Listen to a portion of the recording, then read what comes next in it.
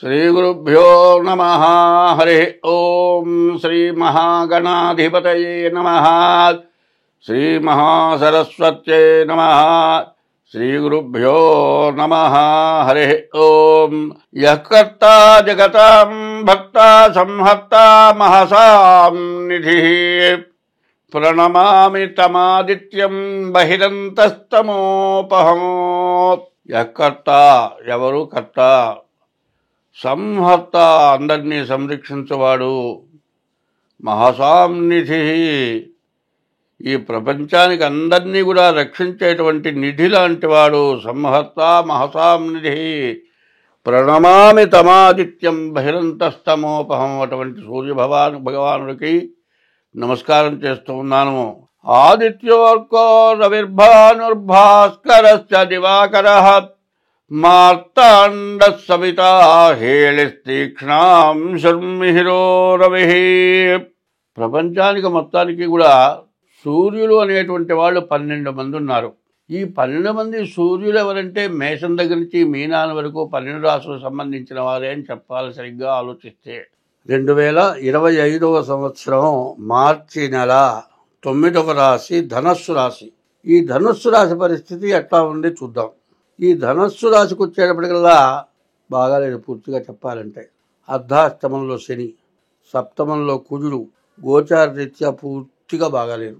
మరి శని తృతీయంలో ఇప్పుడు ఉన్నాడు, బాగున్నాడని నమ్మటానికి లేదు. చివరిలోకి వచ్చేసాడు, మీనంలోకి రాబోతూ ఉన్నాడు. ఈ టైము చాలా కష్టదశ. ఇప్పటి పరిస్థితులు ఆలోచిస్తే రవి శని శుక్రుడు బాగున్నారు. శని బాగున్న దాని కింద లెక్క కాదు. కాబట్టి ఈ జాతకం చాలా ఇబ్బందికరం. మరి కుజుడు సప్తమంలో ఉండేటట్టయితే భార్యాభర్తలకు పూర్తిగా సమస్య. ఎన్ని రకాల నష్టాలు వస్తాయి. భార్యాభర్తలు విడిపోయే పరిస్థితి ఖచ్చితంగా రాబోతోంది. దీని నుంచి బయటపడాలంటే ఎంతో జాగ్రత్త పడాలి. తర్వాత రాహుకేతు మధ్యలో గ్రహాలు మొత్తం ఉన్నాయి. ఇది కాలసర్ప దోషం వస్తోంది.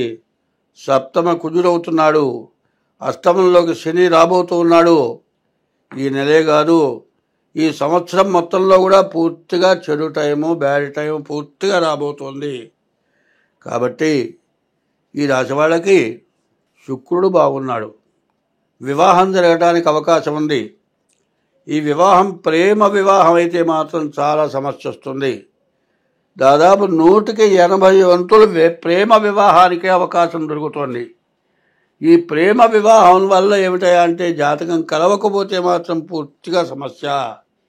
జీవితం మొత్తం స్పాయిల్ అయిపోతుంది.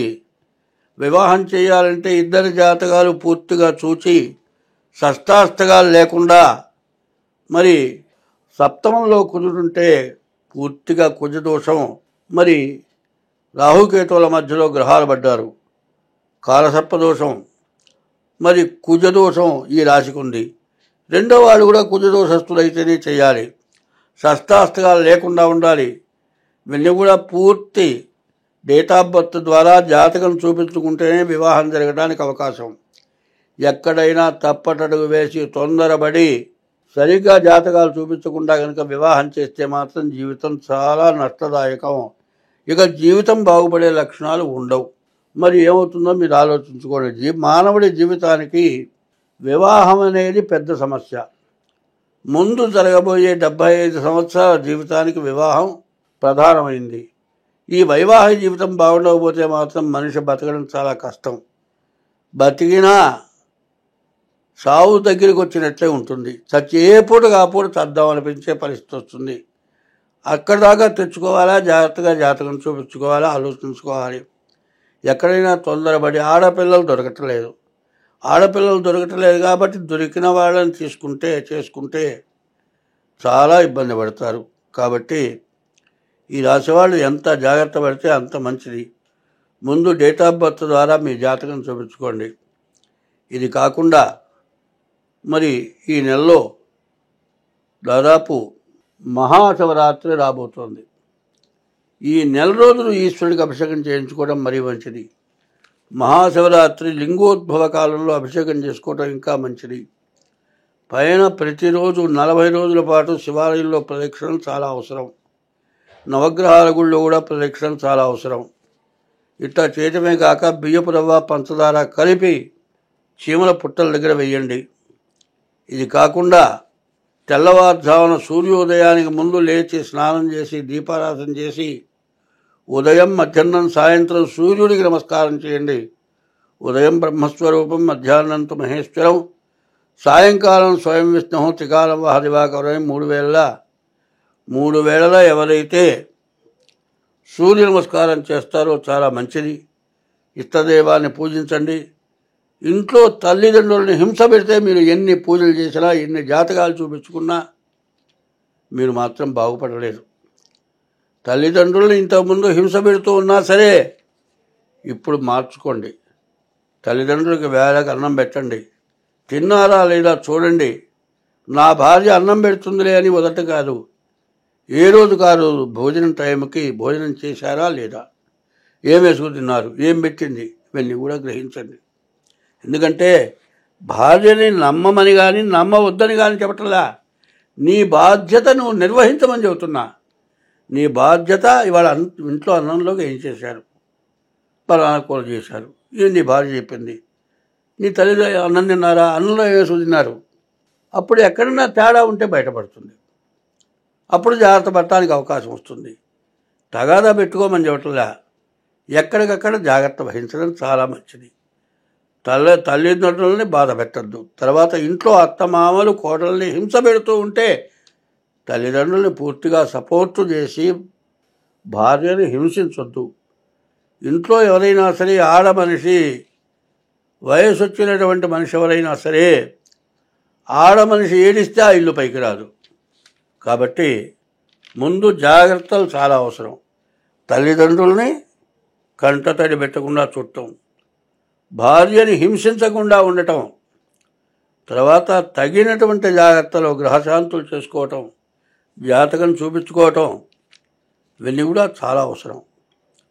మరి జన్మకి ఒక శివరాత్రి అంటారు. సంవత్సరంలో ఒక్క శివరాత్రి చేస్తే సంవత్సరం మొత్తం చేసినట్లే. లింగోద్భవ కాలం రాత్రి 12 గంటలకి శివుడికి అభిషేకం చేస్తారు. ఆ రోజు మీ గోత్రనామాలతో అభిషేకం గుళ్ళలో చేస్తారు. ఆ అభిషేకం చేయించుకోండి. పగలల్లా ఉపవాసం ఉండండి. రాత్రి అభిషేక తీర్థం తీసుకోండి. దైవాన్ని పూర్తిగా నమ్మండి. ఒకళ్ళ మాటలు నమ్మద్దు. కుటుంబంలో కలహాలు ఎందుకు వస్తాయంటే తల్లిదండ్రుల మాటలు భార్య మీద చెప్పటమో, భార్య తల్లిదండ్రుల మీద చెప్పటమో, ఎవరో ఒకళ్ళ మాటలు విని ఒకళ్ళని సపోర్ట్ చేయటమో, ఇట్లాంటి వాటి వల్ల సంసారాలు చెడిపోతున్నాయి. దీనివల్ల చాలా ఇబ్బందులు వస్తున్నాయి. పెద్దవాళ్ళకి పెత్తనం ఇచ్చానంటే కోడల్ని హింస పెట్టడం జరుగుతుంది. పెత్తనం ఎంతవరకు ఉండాలో అంతవరకే ఉండాలి. వాళ్ళని ఎప్పుడు కూడా జాగ్రత్తగా చూడాలి. ఎవరికీ లోటు లేకుండా చూడాలి. ఎక్కడికక్కడ జాగ్రత్త పడాలి. నీ ఇష్టదైవాన్ని పూజించాలి. ప్రతిరోజు శివాలయానికి వెళ్ళాలి. మీ డేట్ ఆఫ్ బర్త్ ద్వారా జాతకం చూపించుకోండి. రాబోయే శని మరి మీనంలోకి రాబోతున్నాడు. మార్చి 30వ తారీఖు శని మారతాడు. నీకు అర్ధాష్టమ శని, సప్తమ కుజుడు, చాలా ఇబ్బందులు, చాలా కష్టాలు రాబోతున్నాయి. కాబట్టి ఈ రాశి వాళ్ళు ముందుగా జాతకం చూపించుకొని తగినట్లుగా ప్రవర్తించండి. ఎక్కడ తప్పటడుగు పడ్డా ఈ రాశి వాళ్ళని బాగు చేసే మానవుడు ఎవడు లేడు. కాబట్టి జాగ్రత్త పడితే మంచిది. స్వస్తి.